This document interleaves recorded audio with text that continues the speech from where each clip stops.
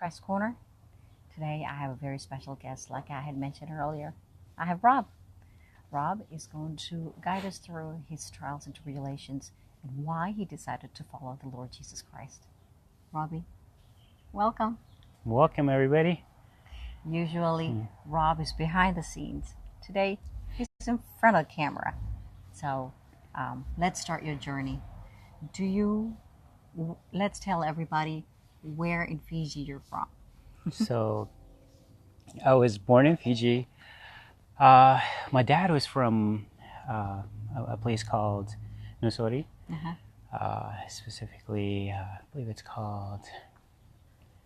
I forgot what it's called. But yeah, Nusori, and then... Nanganivatu, maybe? No. That's mom, right? That's mom. So Nusori, Nusori, I think. So then my mom was from a village in Bolevu, called Nanganivatu, as you said. So it was pretty much, back when I was in the islands, I was, going back and forth from my dad's side, mom's side. So I got a little bit of each sides of the culture. Okay. Got to know my mom's side. Back when I was in Fiji, actually, I became really fluent in speaking in Fijian. And so I spent a lot of time in the villages and just that environment, which is great. I got to know how everything works. And, farming and everything. And, farming too, huh? Yeah. How old were you when you came here? So I came to the United States when I was about 4 years old. Okay. And I was here for a couple years, went back to Fiji, and then stayed there for about a year or two. Okay. And then I migrated to the States after that. So where in the United States were you? So actually, Your prime growing up. Through my life, I've always lived in the Bay Area. So then mainly like San Mateo. So it was San Mateo, Millbrae, Belmont, and then East Palo Alto. I think was East Palo Alto where most of your growth and your youth happened? So it was, my elementary school, I went to North Shore View in San Mateo. And from there, I lived there until about middle school. And then from middle to high school is where I was in East Palo Alto. Okay. Mm-hmm. I know your journey in your youth was a bit difficult. It was challenging. Would you guide us through that and then take us to the part where you met Jesus Christ and how he changed you? Sure. So actually, while I was in San Mateo, I was a kid, didn't know much, and I was pretty innocent, right? And then, so when I came to East Palo Alto, I met people, made friends, and, life kind of, took a turn from there. What was that turn that happened? So the turn, as when you're a certain age, you want to kind of experience things, right? So I was at a point in my life where I wanted to experience different things, and of course, just do different things. And school was probably one of the last things on my mind, right? So I think school-wise, I was through my middle school, I did really good, and there were challenges. Yes. While I was there, but then when I entered high school is when things started to change, and then at that point, I met new people, and they were doing things that were different than what I was doing, right? Okay. Middle school, elementary school. So then what was that different thing? Mainly cutting class, right? So cutting class, and that's when I really got introduced to, cutting class and not, thinking about school and just be out in the world and just doing things, know? So we would go to high school, and then right when, we'd get to school, my mom would drop me off, and then we would just take off. Right? We would take off, and the security guards actually knew us really well. At the school? At the school, right? So they knew us really well, and they knew that there's these kids that come to school and just leave, right? So then the security guard would start looking for us. Where'd these guys go? and then you'd see them in this little hatchback car chasing us, and you know, probably have a couple of friends that might watch this, but you know, chasing us up the hill, and then that's where we actually got our endurance, right?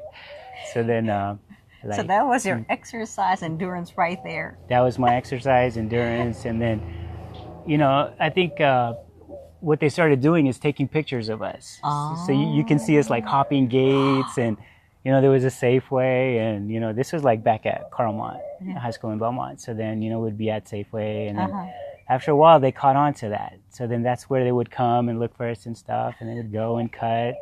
And then, you know, we'd end up at the mall, Hillsdale Mall, right? And then so we're just always like partying and just never to school. Now, I remember where there was a time when Rob told me the story, and he said, you know, babe, they held me, they took our pictures, and their pictures were at the Hillsdale Mall. So anytime they entered the mall, the security guard was alerted, and they were chased right out. I think you guys were banned, huh? Yeah. Well. And then we were actually banned for, you know, started off like a year, and then 2 years, and next thing you know, we're like banned for like 5 years, right? Over like little stuff at the mall. One, they're like, you know, what are these little kids, you know, teenagers doing here when there's school, you know, when there's a session going on, and we would like mess around inside the mall, and then I think that's what got us like banned from there. What do you mean messing around inside the mall? Stuff like we would go to like, you know, they had a place called Miss Phil's Cookies, and we'd just like mess around. They still have that, I think. We were like go mess around there, and they were like salt and stuff, and these, you know, we'd start throwing salt around at each other, just like, you know, stuff like that. Just goofing off, and then they caught on to that. And oh, wow. We were banned, and then from there we would go to like, San Bruno, San Fran Mall, and then we just like, you know, cause you guys get banned from there too? I believe so. Yeah. So then we were just, yeah. But I think at that point, that point in my life, I was like just enjoying everything and didn't really care about anything, and yeah. I see. Now I know something else happened in your life, and it just really, it really turned life around for you. Can you take us into that journey? I think I know there were some addictions or some things you had tried that got you in trouble. Right. So then, so that was high school, right? And then so in high school, here's the weird thing, right? When I went to high school, I probably was in high school for about 3 months, right? So I would cut the rest. I would, you know, go to school for a couple of days, cut the rest. And through high school, I probably went to about 5 different high schools. Wow. So, you know, I went to Carmont, and then from there, I think I kicked out and then went to Woodside High School, right? And then after Woodside... What happened after Woodside? So that's, you know, where the shift happened, right? And then that's where I ended up in community schools. It's okay. Take your time. Rob doesn't share this with a lot of people. And to share this with you, this is tough. It took me a few years to encourage Rob to share his testimony on what God has done. You see, there are so many of our people, of our children, of us going through the same battles. And when we share it, it encourages others, and it says a lot about how God has worked in our lives. So we're going to give Rob a few minutes. Okay. You ready? I think so. Okay. All right. So yeah, I went to you know, different community schools, and then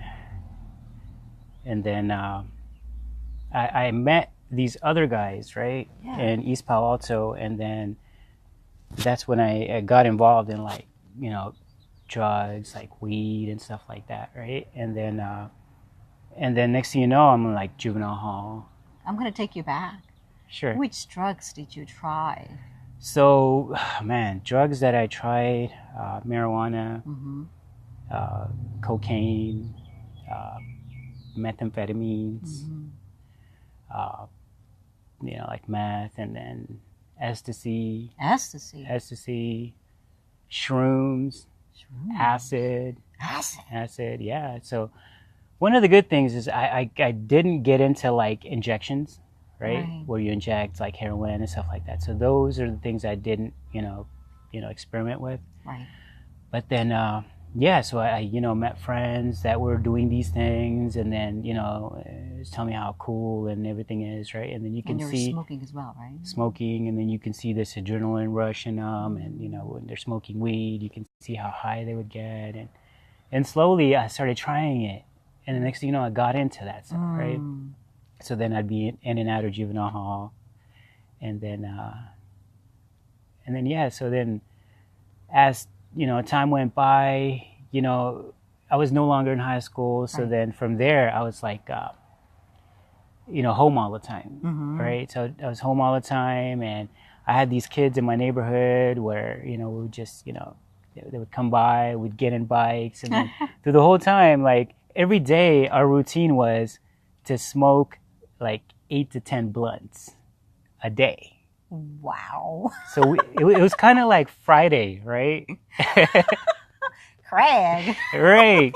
Craig, all right? So then I was like, in the neighborhood where we lived in, there's like each area of that neighborhood, there was somebody there, right? So then we would go smoke there,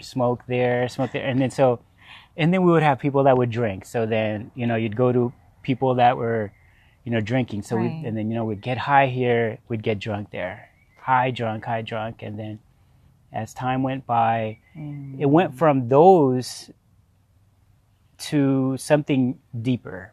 Right. So then when I met new people, I got into deeper drugs. Right. So then that's where, methamphetamines got involved, and, I just, went to different things. But then, there was a time, right, where, we got caught up, and I had, I believe it was like crystal meth, right? And the cops pulled us over, and then, right. So I was at camp. And I think when I went to camp is where I was probably like 160 when I went there. It's funny. 160 pounds? And then when I came out, I was like 185. Was it pure fat, pure muscle? Both, right? Well, you know us. Yeah, it was pure muscle. But then, so then, I had spent time there. I had a lot of time to think.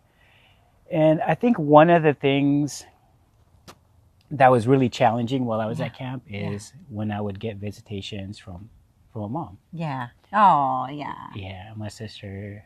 And it was tough. But then, going through that, I learned a lot, right? But when you learn things, you go back to it, right? Which sucked. But then I'm glad it did, because it, built me up and it strengthened me more, right? Yeah. So when I came out, that's when I got into like methamphetamines and all that other stuff. So you came out and then you still continued on. So before that, it was more towards like weed and drinking. Okay. But when I came out, it was a lot deeper than that. New levels bring new devils. Right. Right? I like that, yeah. But yeah, so go ahead. So we're going to go further into it. Then tell me what happened after that. So when you started when you came out and new levels bring new devils, and you got more into deeper into meth, into ecstasy, into everything else you could find. Yeah. What happened next? So then, when I came out with like, my experience with ecstasy was like, we would do ecstasy every weekend. Wow. Right. Every single weekend. So we would start on Friday and then on Sunday. And, just going through that, and then, with methamphetamines, with meth, it's a different ballgame when you mess with meth, right? With meth, it's like if you do meth today, that meth won't wear out until tomorrow around the same time. It won't? It won't. How long does it take? So then the thing about meth is you can't sleep either. So you're awake the whole time. It's like a party drug, but at the same time, it really messes a person up. So mentally, what happens? So mentally, just depends on how long you do it, right? So that's one thing I was cautious about, is like the duration of time, from the time I do it to when I stop, right? So, when I took that into consideration, I didn't get into that whole issue of having side effects and stuff, where I was around people that would, like, we call it start tweaking, right? Oh, wow. So that when these guys would start tweaking, they would start, hearing things and seeing things and thinking that you're turning on them. And so kind of like schizophrenia. Schizophrenic people, exactly. Oh. Yeah, it's like schizophrenia. So it's like, when you're with them, you can kind of see that they start tweaking, Oh dear. Yeah, and then so those are the type of things that I've seen that kind of minimized my time in it, right? So I did it like probably almost every weekend, where your body automatically knows, right? Okay, it's that time of the day, and it would always start. So the craving would start on a Thursday. Right. Thursday, and it pull you all the way until like Sunday. Okay. Where each week, Thursday would come along, and I'm like, okay, let's start calling friends, and then it would just carry on to that time. Were you addicted to meth or any? I would say yes. I was addicted to meth at one point. You were to meth, to weed, marijuana, to alcohol. Wow. So each phase in life, I was addicted to something, right? So it started off with alcohol, then I got addicted to weed, and then from there it was meth. Right. Yeah. So after that, how did you break out of this addiction? Because as far as every time I read a journal, or anytime I read or I learn about someone, it's not easy for them to leave the addiction of meth or ecstasy or alcohol or smoking. There's no cessation in there. It's difficult. It's challenging. So how do you decide this was it, and you're like, I'm done with this? I want to add another addiction to that, actually. Smoking, right? So I was addicted to tobacco too, right? So then I remember working, I'm not going to say the name, but I was working in a place where they sold cigarettes, and I was probably like around 17, 18 years old.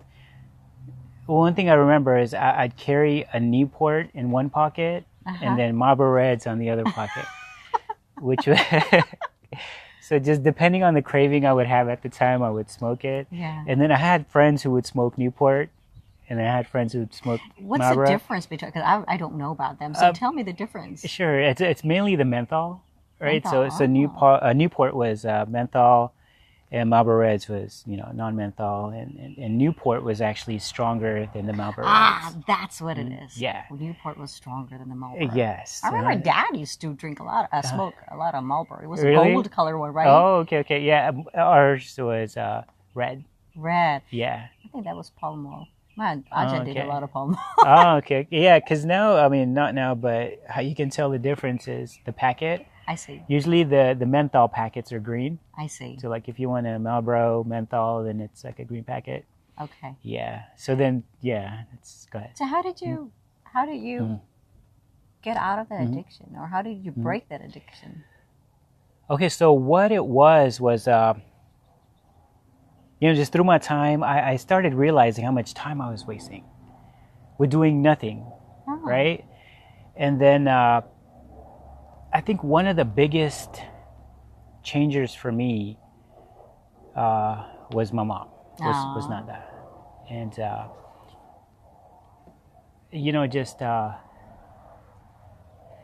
just seeing what she was going through. Yeah. As like, because, she worked 2 jobs. Mom had a difficult life, huh? She had a difficult life. Very she was like a single mom, supporting kids, and here we are, smoking, drinking, and, not caring about anything, right? And then so slowly she would start deteriorating. Right. Physically.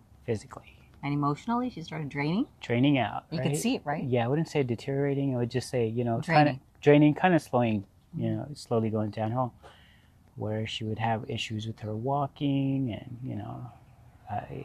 it's just I could see her cry all the time, and then at that time,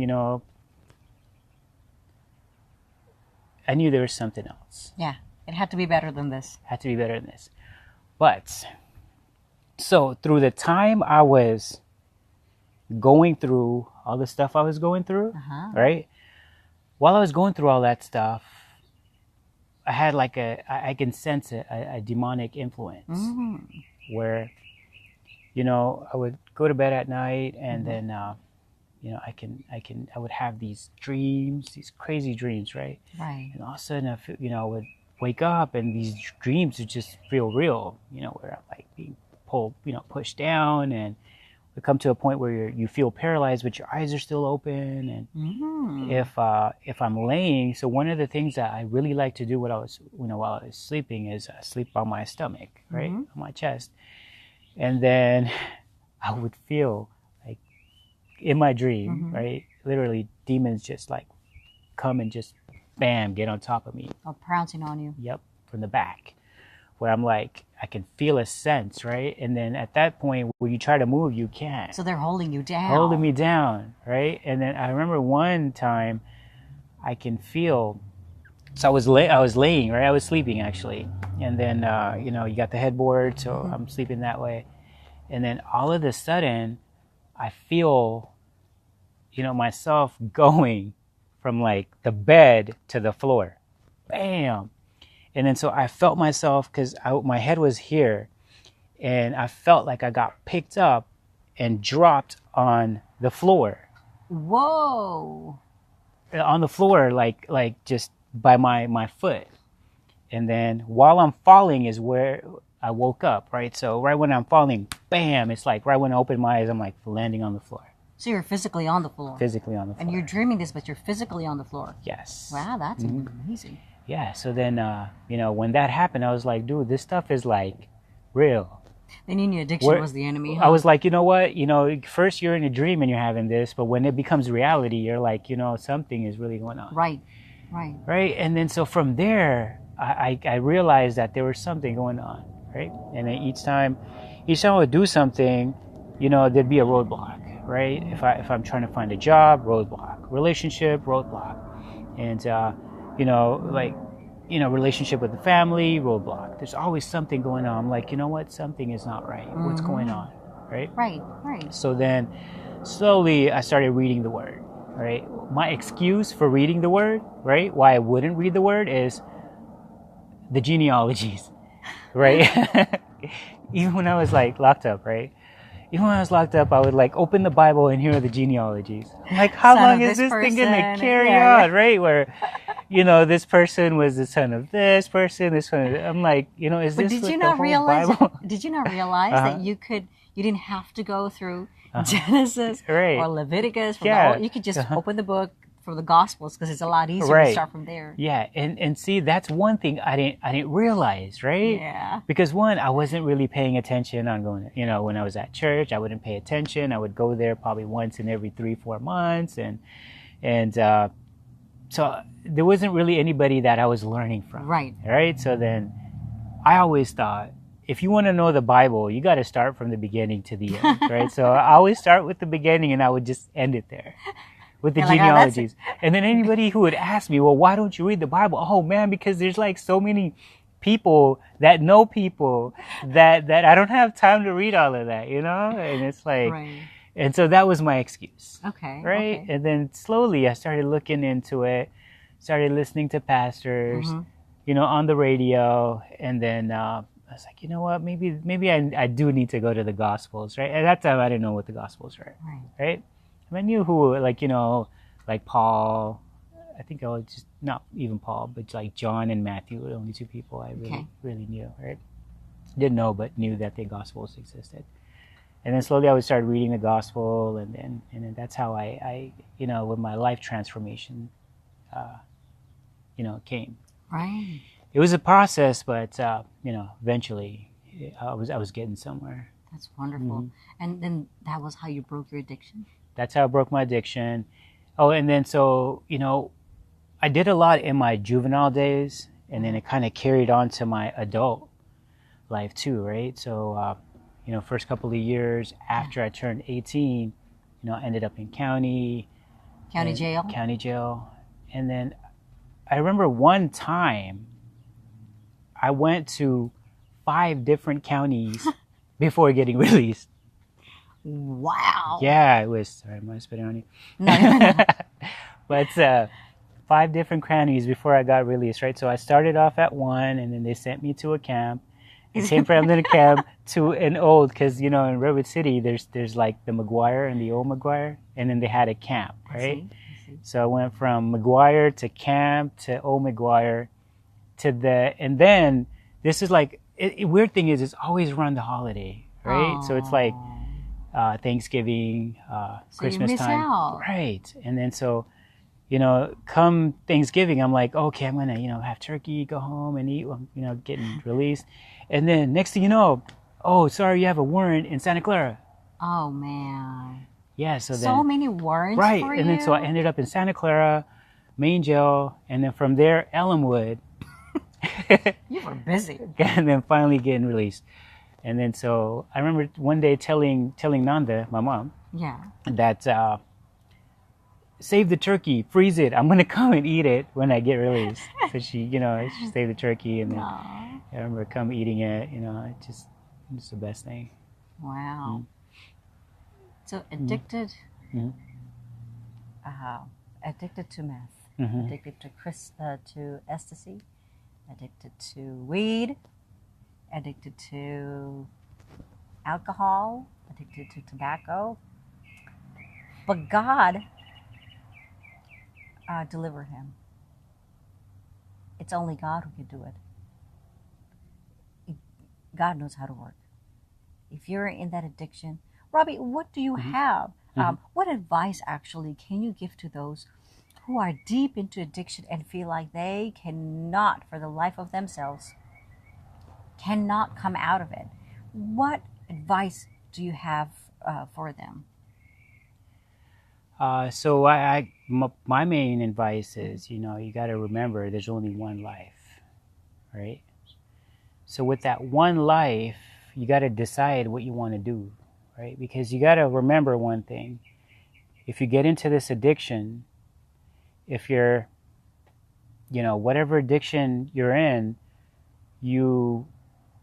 one thing you got to remember is that's for a limited time before you have to go and give yourself another dose, right?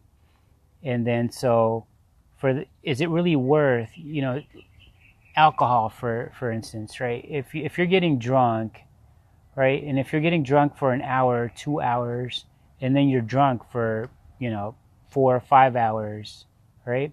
Is it really worth killing your brain cells, killing your liver, and having this emotional drain every time you do it? Think about that. Is it really worth it, right? So then one thing that I realized is God made us in a certain way where we're able to recover from that, right? So when you have an addiction, marijuana, methamphetamines, whatever it is, right? So you come to a point where, they call it a dopamine release, right? So then when that dopamine is released in such an extensive amount at one time, your body no longer wants anything else because you don't get a release or a high like that drug would do. So then that's where that addiction comes from, right? So what you got to do is put your foot down and say, look, I'm not going to do this anymore, right? Because one of the things that you should go for or just focus on and have a goal for is to have that dopamine release back to normal again. And that takes time, right? So think about it. You've been smoking, getting high, drinking, doing meth or whatever for such a long time, and then you stop for like 1 or 2 days and you expect results.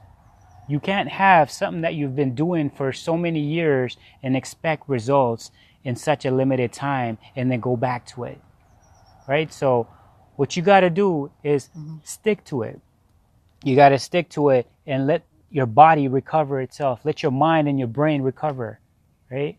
So once it recovers, then that's when you meet your goal, pretty much. Because in the long run, when you look at it, if you don't make a stop now, it's going to drag on to who knows how long, right? That's very true. So when they're addicted like this, and can they like distract themselves by maybe exercising or putting their minds to something else that won't make them feel like they want to have this need? Although that urge is going to come, like you were saying, as soon as it hit Thursday, your body's like, gimme, gimme, gimme, get ready. Right. So if they are at that point where the body's like, man, I want to get my my high on, or I want to get my that dopamine release on. How can they distract their minds? Because it's all about the mind. Right. It's all about the mind. So one thing should they start I did was I found a new addiction, right? A new addiction, a lot lesser than the previous addiction, right? So then one thing, like, from like methamphetamines, for instance, right? I went from methamphetamines back to alcohol again. Oh, I see. Right? So I went from meth to alcohol, and then from alcohol, I slowly started tapering off and going to a different addiction, right? And then to a much lighter addiction, right? And then at one point, so I kind of chose what I would like do, right? So one addiction I had is watching UFC. Right, so then I would just distract myself. Okay. I would just watch UFC all the time and just follow all the fighters and just just to distract and reprogram your mind. Right. So and then I went to UFC and just started watching UFC, and then I started hitting the gym, and then I would distract myself that way. But then here's the thing though, right? You can't just expect that thing to just stop. No. Right. But one thing you could expect is for that to that craving to be in farther and farther duration, right? So then you can go a week. Next thing you know, you can go 2 weeks. Right. You can go 1 month. You can go 2 months. So and eventually you will stop. It's possible. Right? So that's one thing that people make a mistake on. They're like, you know what, I'm going to stop this and I'm not ever going to do it again. Cold turkey. You can't. And then so that's why you got to know, right, that this is a mind, this is a process, this is a recovery period, and I will do it one step at a time. I hear you. That's how I was able to get myself out of that. One step at a time. Don't cold turkey it. Don't just say it. That's it. I'm going to crush it all up and throw it away. No, you can't. Your body is going to go crazy on you. So slow it down. Slow it down. Taper yourself off. Distract your mind is what he says. Start watching UFCs or go walk. Hit the gym. Run. These are the many ideas that you can work with. I've never been in that situation. So I know sometimes if you come and approach me, I don't have answers for you. But I do know that Rob has an answer for you. So if you ever need to reach out, and every time anybody reaches out to us, it's always private. Sometimes we can't even share it with each other, but we do share that we need to pray for this person. So please reach out to us to Rob if you need help and guidance and just strength. We will pray for you. Let me ask you, how did God help you in this? Oh, I'm glad you asked. So one way God helped me out is, once I really began to understand who Christ is, began to understand who the Holy Spirit is, I started, depending on the Holy Spirit, right? So then, it came to a point where I would talk to the Holy Spirit, where, I would begin to understand what emotion is and how it takes a turn, and then began to understand that I can't do this by myself. Yeah, absolutely. Right? I knew that God is there, right? Because it came to a point where I put all my dependence on God, right? So then from there, each day I would talk to the Holy Spirit. One thing I did not like doing ever is reading, right? So reading the Bible was hard for me. But then when you begin to talk to the Holy Spirit, you begin to listen to sermons, Yep. and advices and stuff. You slowly begin to have an interest to know God, right? And then that's when I started reading the Word. I wanted to know who God is. I wanted to know, what these Gospels are about, what was His purpose in, coming into this world, what's our purpose in life, and just things like that. I think one thing that really changed my life is when I put more effort into knowing who God is. Robbie, what can the church as a whole do when they sense, or when somebody comes in who is filled with addiction and is fighting the addiction? How can the church help? So in this case, the church can help by guiding the person who has the addiction, right? Because, one thing we do have to remember is, the ultimate judge is God, right? Precisely. And Christ comes in the last stage to judge the people, right? So we as brethren, right, in church should comfort the person, right? And one thing we tend to do is focus more on ourselves, right? Focus on how is this person gonna affect my life, affect my routine, my schedule. But we got to get out of that mindset and realize, right, that this person needs help, right? And just a simple, ask would help, right? Is there anything I can help you with? Right. What's going on? Is there any questions I can answer for you, right? And that's another reason why I dug deeper in the Word. Right. To be able to answer these questions, right? When these people who have addictions and, the ones that are like possessed and that are getting tormented by the enemy, right? You look deeper into the Word, so you're able to answer them and help them, right? Because when you look at it, a person who is addicted and comes to church, that's like the biggest step in their life, That's right? them Just seeking, being right? able to enter into church. Right. Because in the end, we should go and embrace that person. Because this is one of the lost sheep. Yeah. Right. They're seeking help. They're the very fact that they're in church, that's the biggest deal ever. Right. So you don't go around criticizing them or looking at them in a very awkward way. Go embrace them, talk to them, find out why they're here, what's the issues. Find out who is in church that has been through this and connect them together so that that's a motivation and a helper. Right. And the other thing is, don't go overboard with it. Okay. That's one of the things that people who are addicted really hate, is if you go and just kind of suffocate that person. I see. Right? One thing that you have to remember is people who are addicted to even like weed, right? So people who are addicted and with meth and stuff, they're always nervous, and those are the people that seclude themselves from the real world. I see. Right?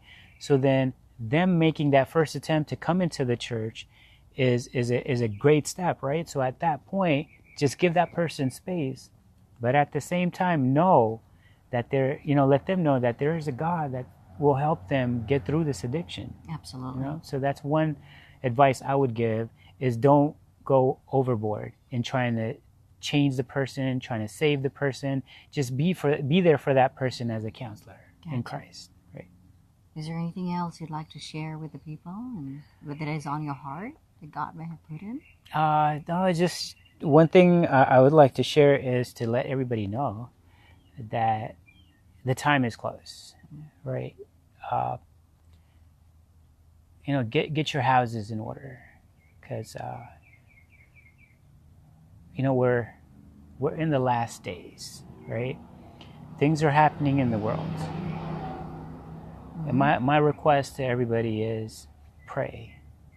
Continue to pray for people around the world. Pray for our nation. Continue to pray for the peace of Israel, and pray for your people. I'll pray for, the lost souls. Mm-hmm. Just continue praying, because, at the end of the day, it's our prayers what moves, right? Exactly. So God is there sitting, waiting for our request, right? And then the things that move God is prayer, one, right? And love.